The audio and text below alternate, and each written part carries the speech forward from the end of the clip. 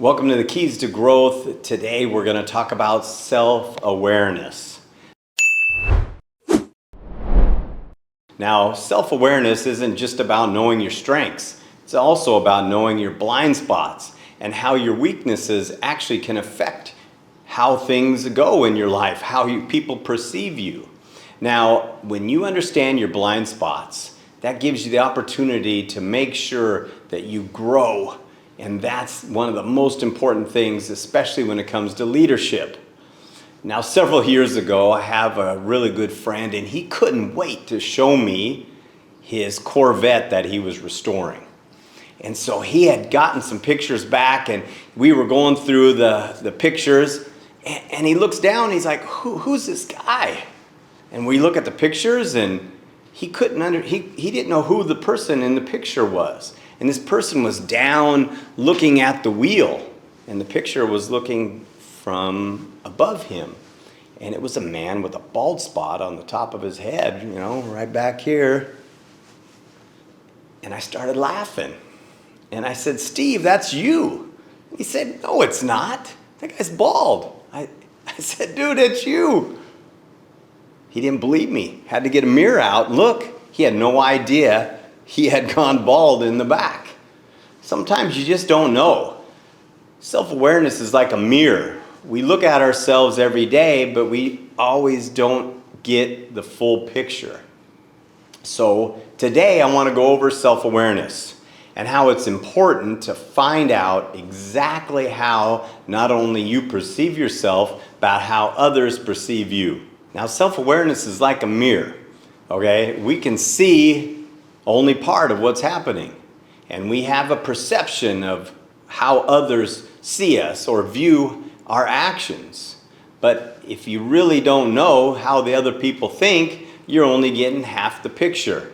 So understanding self-awareness and the importance is one of the basics to really be able to grow in leadership or in your marriage or in your being a parent.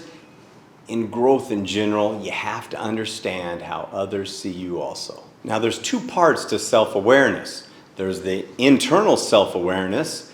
This is like, taking time to reflect a little bit and saying, man, why did I act like that? Or maybe I shouldn't have said those things that I said.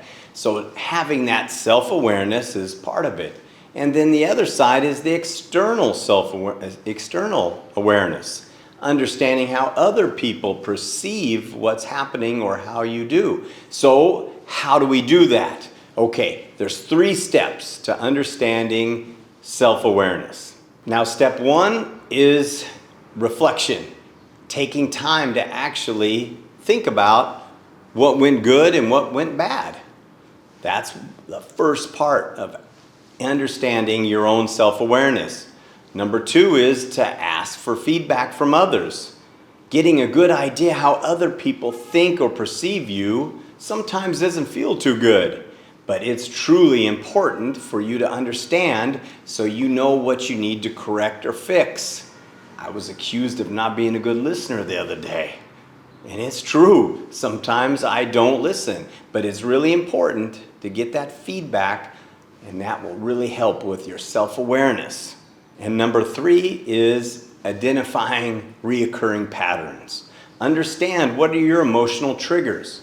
What are these things that cause you to act the way you do? And to do that, you really need to have that reflection time.